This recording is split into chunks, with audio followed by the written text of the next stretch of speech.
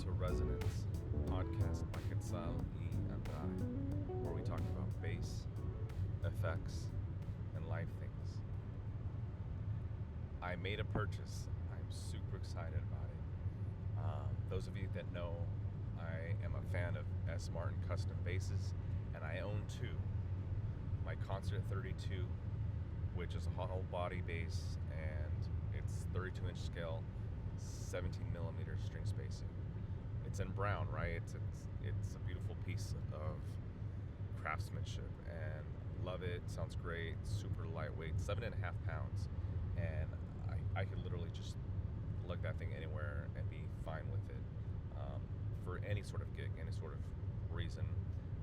It's so versatile. I love it.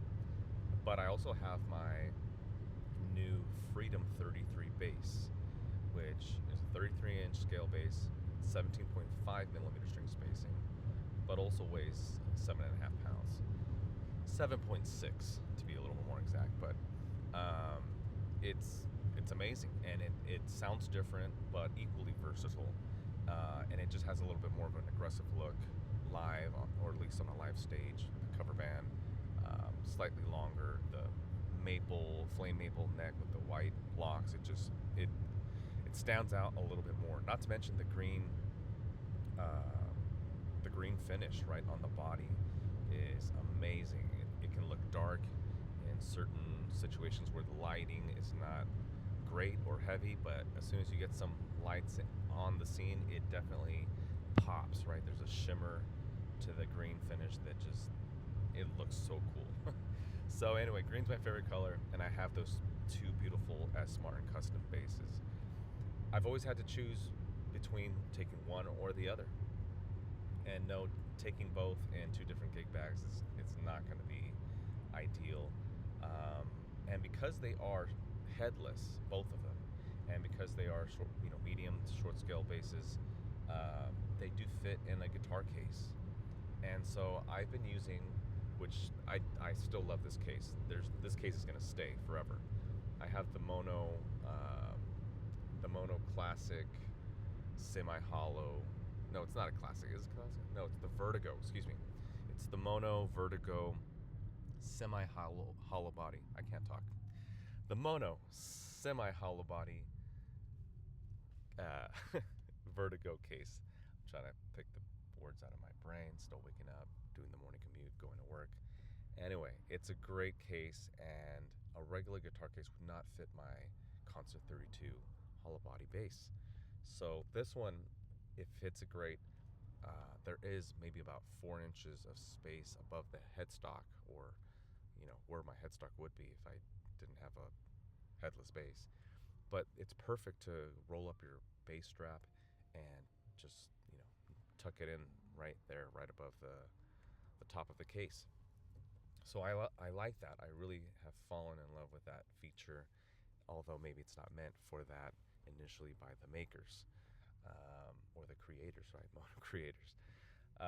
But I've been on the lookout for a double bass case now, right? Because I have two basses, and sometimes I'm like, it'd be great to just be able to take both, and then on a whim pull one out or the other depending on the situation, or if ideally I can use both, right? For example, this weekend I'm playing with the Lucky Devils band, where I'll be playing a cocktail jazz set, and then I'll be playing the main band pop dance set later that night. So having two basses could be very fun and very cool, where I have the semi-hollow body, or my hollow body bass, for the jazz set, the cocktail set, and then I have my green, a little more boomy, aggressive looking bass for the dance sets. Yes, it's more work to take both, but hey, when you love playing music, when you love playing bass, it can definitely be worth the trouble of lugging two of your favorite things, right? These basses. And so I've been on the lookout for a dual, essentially, guitar case, because why buy a double bass case when I don't need that much headroom above the headstock, and it would just be bigger, heavier, all that. So I've been looking, and Mono came out with these new classic Ultra dual cases, and they look great, right? A little bit pricey, but well justified when you're thinking about the fact that it's like two cases in one. They're great rep and durability. I've had a great experience with my Mono Vertigo semi-hollow body case, and they've been coming out with dual acoustic electric cases, dual bass cases, and I looked on their website and they had a dual semi-hollow body or semi-hollow / electric case.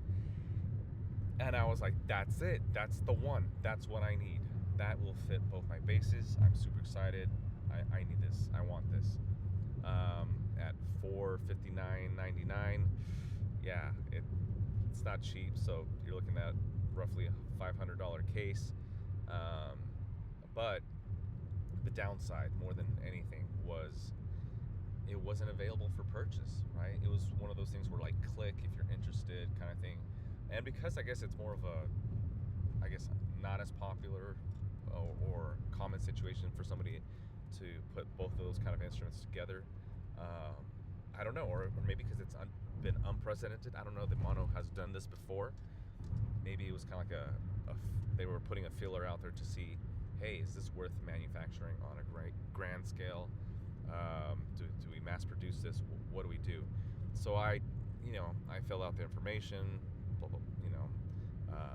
my interest and whatnot, and I don't think I received an email saying that they were available or anything, but just maybe 3 to 4 days ago, I checked online. I don't know how I got thinking about it again. I was like, well, let me see if they're available, which I had done months ago, and just nothing would come up. As far as availability. Nothing was in stock, right? No availability. And so I checked 3-4 days ago, and bam, there was availability, right? The case is in stock, and I was like, no hesitation, getting it. Take my money. So it's on its way. I don't know when it'll arrive, but I'm guessing sometime this week. It would be nice if it arrived before Saturday, and then test that theory out, right? Of taking two instruments to this wedding gig, right? Corporate level type stuff where, it pays to bring your best, do your best, and it can be fun. If you're going to be on site for quite some time, why not enjoy the instruments that you enjoy playing? And if it's two of them, now it's easier for me more than ever with this M80 Classic Ultra Dual Semi-Hollow / Electric Case Black. That's quite the title, but I can't wait. Am I always gonna bring both basses all the time everywhere? Probably not. But now I have the option, right? When I bring a bass to work, I usually bring my hollow body bass, but there's been occasions where I do bring the Freedom 33.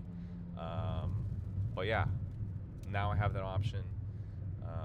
In the case where I'm playing cocktail and dance sets, two different situations, more than likely going to bring both basses. I'm definitely going to show out, or at least have some fun, right? If for nobody else, if nobody else cares, I'm going to enjoy the moments a little differently, maybe a little more.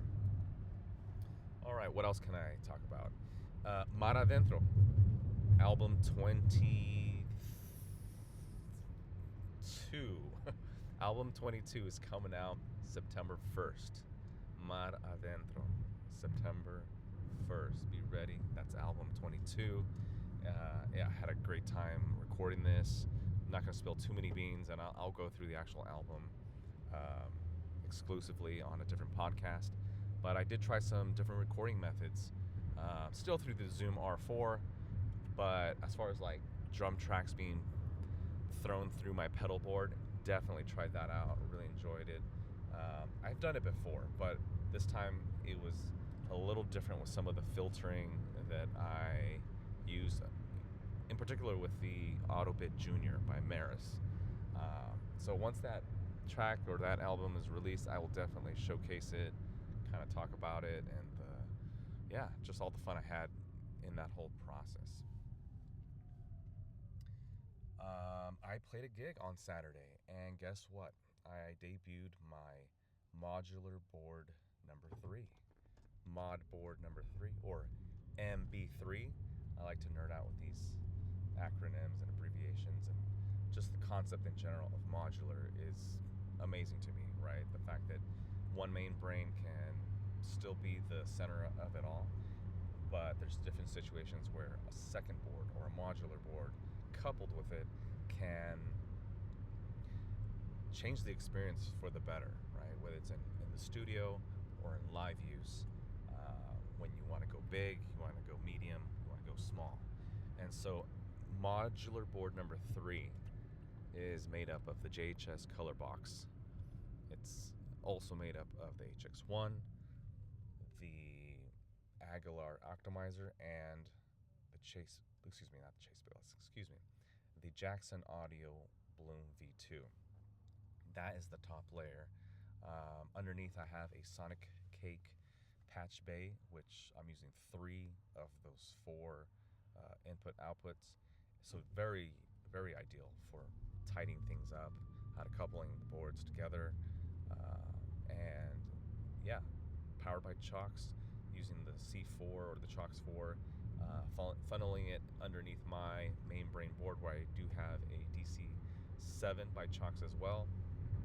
And yeah, it's such a cool way to maximize my main brain board, but to make this modular board number 3 more of a utility unit, having the Bloom V2 up front, first thing in the chain, allows me to go ahead and use the compressor the whole time, which I did on this gig.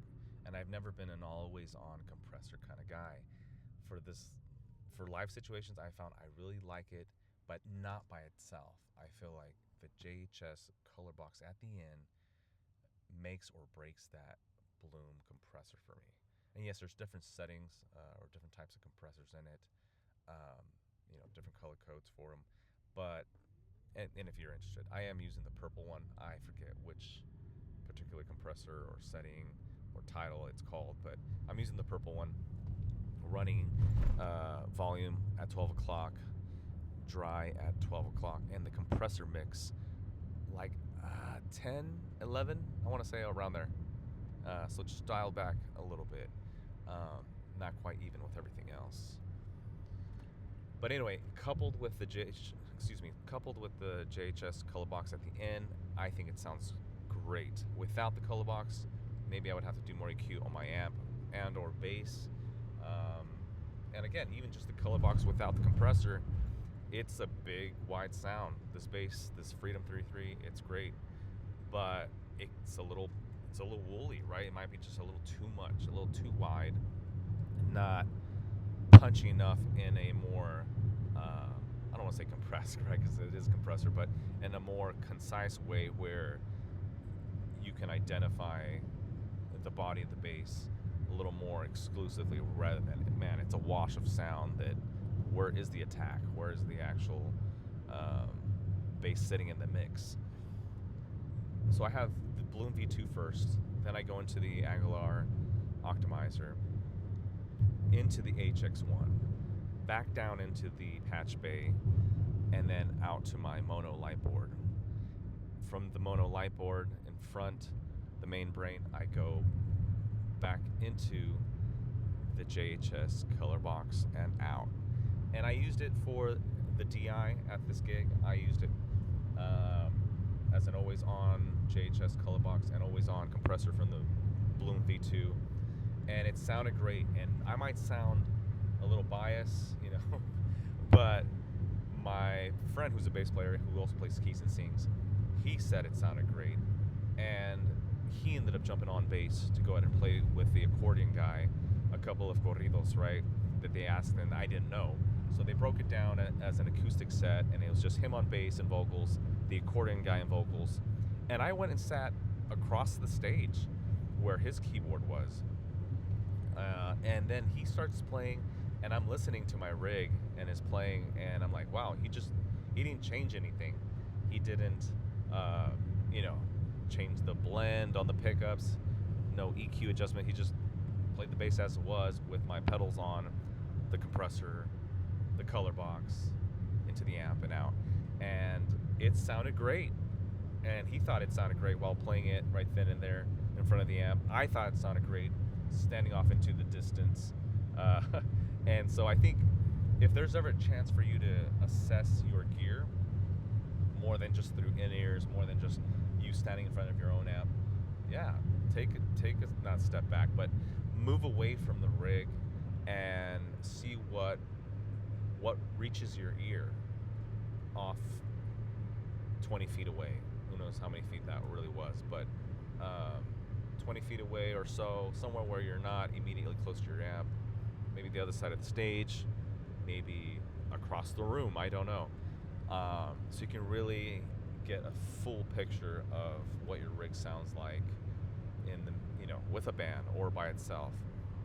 Anyway, super happy with Modular Board number 3. It works. I'm definitely going to bring it for the bigger gigs where the money's there for the extra work or time, right, and space. I think this can be a situation where I take both boards, right, the main brain and Modular Board number 3, but don't always set them both up depending on how big the stage is. 2 weeks ago, I played a wedding gig where the stage was crazy small, and even having my mono light board super close to me and my bass amp, there was not much room for people to be walking around and feeling all that comfortable, right? It was really tight. It really was a tight stage, and we had sax player, trumpet player, keyboard player, drummer, myself, the bassist, 2 singers, and a guitarist. So what is that, 9? Did I count 8 or 9? I lost track. But you get the idea. Like, not every situation is going to lend itself for a little more glamour of pedals or pedal boards. So yeah, MB3, it's a fun piece. I like it. I didn't record anything. I did not record a single thing that day. It was more like, hey, this is a long gig. We were supposed to have 4 sets, 6 to 10 in the evening or at night.